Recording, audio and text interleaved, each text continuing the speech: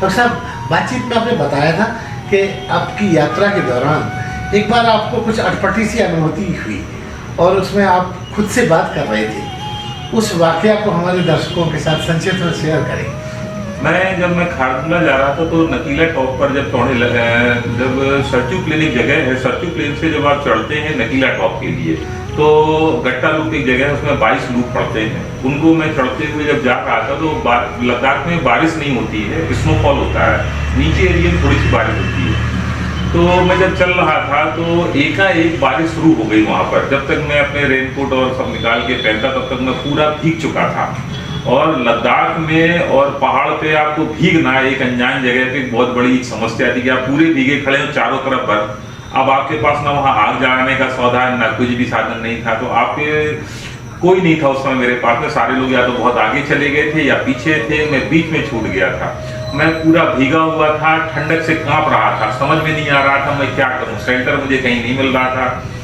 तब फिर मेरे दिमाग में यही आया कि एक काम है, भीगे हुए हैं तो कोई बात नहीं, आपको बॉडी को गर्म रखना है तो आपको सिर्फ साइकिल ही चलानी है।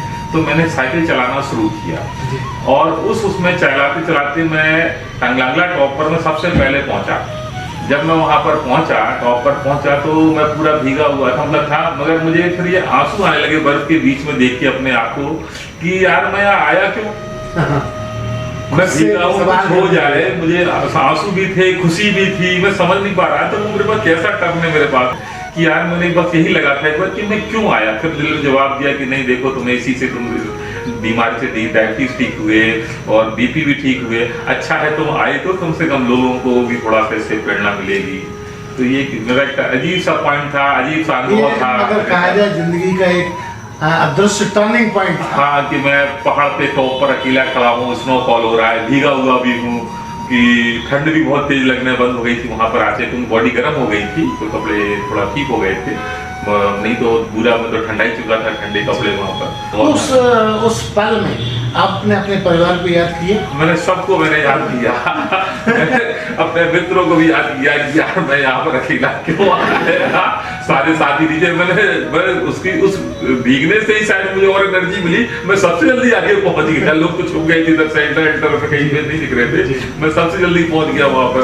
मतलब ये कहा जा सकता है कि कई बार परोक्ष रूप से ईश्वर की मदद। हाँ, ईश्वर ने पूरी मदद की कि मैंने पूरी हमेशा जितनी भी यात्राएं नहीं मैंने हमेशा मेरी पूरी हुई, कभी बीच में छूटी नहीं। जबकि कई लोग तो बीच में ही छोड़ देते हैं, मेरे कई साथियों ने बीच में छोड़ा था।